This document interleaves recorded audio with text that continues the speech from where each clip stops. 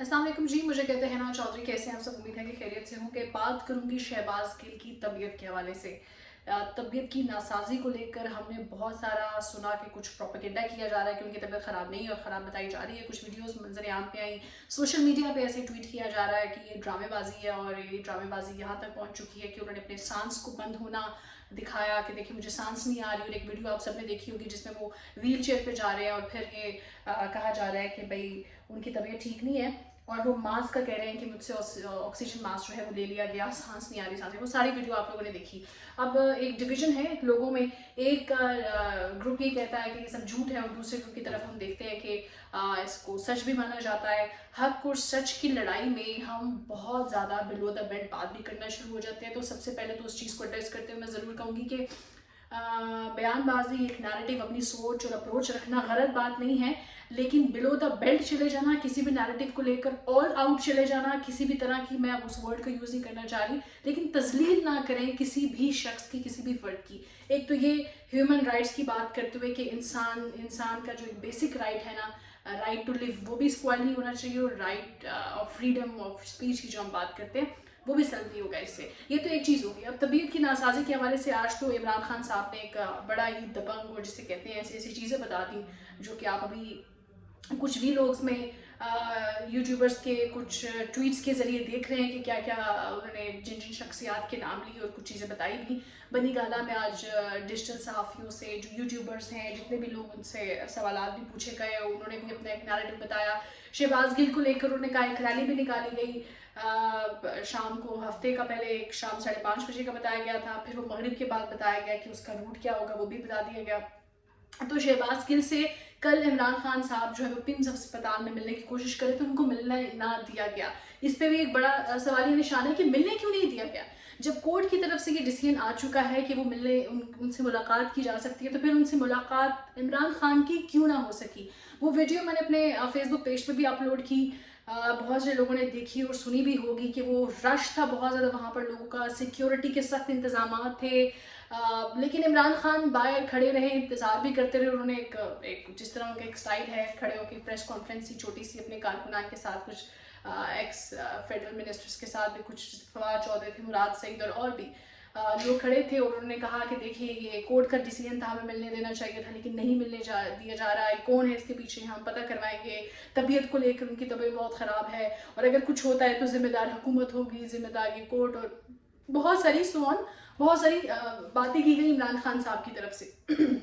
तो अब एक सवालिया निशान अवाम के जहनों में भी था कि इमरान खान को क्यों नहीं मिलने दिया गया। तो उस पर उन्होंने एक एहतजाज की कॉल दी कि उनके लिए हम जो है हफ्ते के रोज़ शाम को मगरिब के बाद एक रैली निकालेंगे, जिसमें इस्लामाबाद के लोग, और बाहर से भी कोई पार्टिसिपेट करना चाहता है तो ही और शी कैन कम। तो वो एहतजाज रिकॉर्ड करवाया जाएगा कि उनसे मिलने की इजाज़त दी जाए, और उनकी तबीयत की जो नासाजी है उसको मद्देनज़र रखते हुए जो है उनका बाकी कोर्ट प्रोसीडिंग्स को लेकर चला जाए। अब बात आ जाती है कि कोर्ट ने हुक्मनामा जारी दिया कि मुलाकात हो सकती है।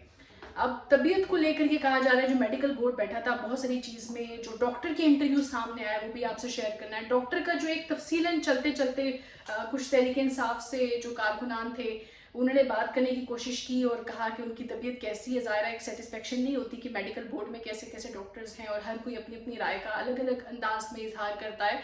तो उस डॉक्टर से पूछा गया सीनियर, तो उसने कहा कि एनजाइटी की वजह से, क्योंकि he is already asthma patient, and just because of that anxiety वो अस्थमा का अटैक हुआ।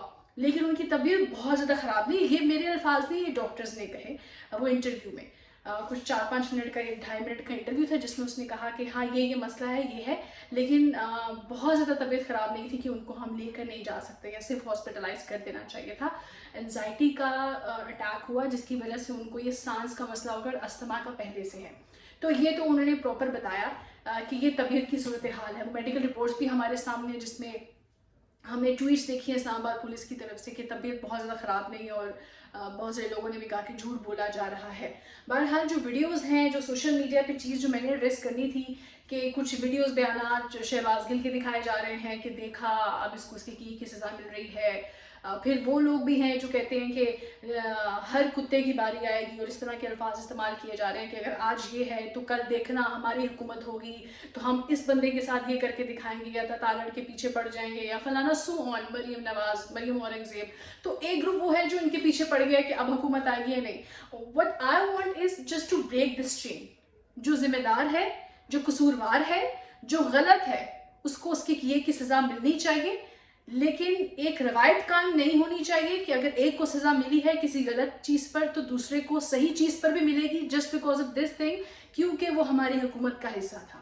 تو ہم بلیم گیم سے تو نکل نہیں سکتے، لیکن میں چاہتی ہوں جو ایکشن اور پھر اس کا ریئیکشن ہوتا ہے اس سے ہم ضرور نکل سکیں، کیونکہ بات پاکستان کی کرنی ہے.